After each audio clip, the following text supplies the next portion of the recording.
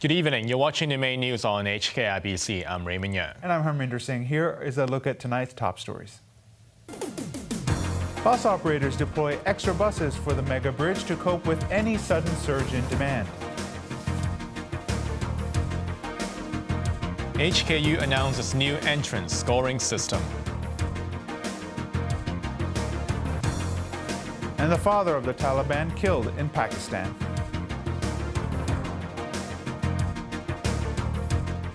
At least 50,000 passengers crossed the Hong Kong-Zhuhai-Macau Bridge from Hong Kong today, which was double the number of passengers compared to last Saturday. Some tour groups heeded advice from the government and turned to chartered coaches to avoid long queues for shuttle buses. Yeung reports. Long queues formed at the Mega Bridges Hong Kong port this morning as travelers lined up for a shuttle bus to either Zhuhai or Macau. This man said he came to the port an hour in advance to avoid the crowd. I saw many buses coming, but it took a while to fill the seats, he said. He added that he wished operators could direct passenger flow more effectively. On average, passengers had to wait 15 to 20 minutes to hop on a golden bus. It was considered a drastic improvement from last weekend. A sudden spike in demand caught the shuttle bus operator off guard, and passengers were stuck in line for hours. The messy situation prompted the government to step in with an additional 18 golden buses deployed this weekend. If that was not enough, another 20 to 30 coaches were also ready to take passengers. The Transport Department has also encouraged tour groups to change their itineraries.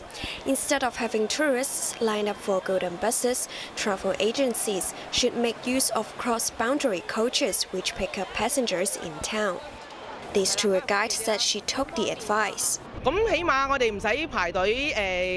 want to cut down our customers' waiting time. That's why we take the coach, she said.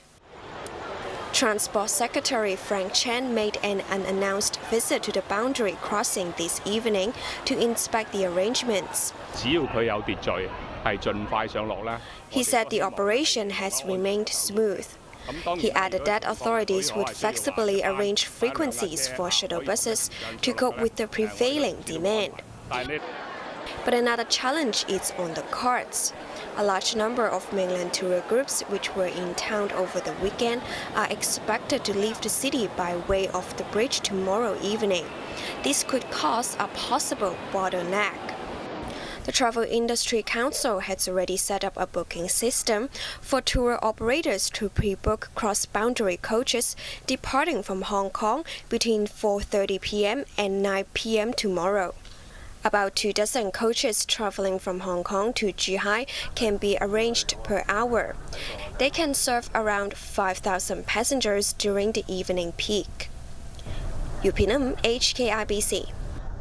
The University of Hong Kong has adjusted its entrance scoring system. The school said it's for the benefit of students as they won't be excluded if they stumbled in one or two subjects. The new admission mechanism for the city's top academic institution will begin next year, but doesn't apply to its medical school. Riley Chan reports. In a move that may catch aspiring applicants by surprise, the University of Hong Kong announced today that it was revamping the entrance scoring formula for undergraduate programs. Starting from the next school year, students sitting the Diploma of Secondary Education exams will be awarded extra points for subjects with grades of level 5 or above. Under a new bonus point system, level 5, 5-star and 5 double stars, the top grade, will now translate into 5.5, 7 and 8.5 points respectively. The school explained that the adjustment could benefit students who may have otherwise been shut out if they stumbled in one or two subjects despite performing well in others. The new scoring system does not apply to the medical, biomedical sciences and pharmacy programs. However, the city's top medical school announced today that its entrance threshold would be lowered slightly next year. The university's medical program usually attracts the brightest students. The lowest admission score from the 6 best DSE subjects was 37 in the past 4 years. But medical school Dean Gabriel Yeung pledged that students who received 36 points would be guaranteed a spot next year if they passed an interview in June. The adjustment was made after 30 extra spots were made available for the medical program, and the number of DSU students was expected to drop. But many doubted the additional quota would benefit local students, as more than half of the seats this year went to students from international schools or from overseas. This was contrary to Leung's earlier promise that 3/4 of the intake would come from local school applicants. Leung said he could not have predicted how many local students would apply for medical school for this school year, but he maintained that the 75% pledge would not change. Riley Chen, HKIBC. Education Chief Kevin Yeung has rejected accusations that liberal studies in schools had politically radicalized students. Yeung also said schools should decide themselves whether they should abolish exams for lower-level primary school pupils. More from Riley Chan. Since the introduction of liberal studies as a core subject in the Diploma of Secondary Education 9 years ago, it has always been contentious. Some pro-establishment figures have said that the subject has made some young people adopt radical political views, but the government's defended the subject today. Speaking on a radio program, Education Secretary Kevin Yeung said many people blamed liberal studies for various political issues in society, but the intention was to develop critical thinking skills and enable students to distinguish right from wrong.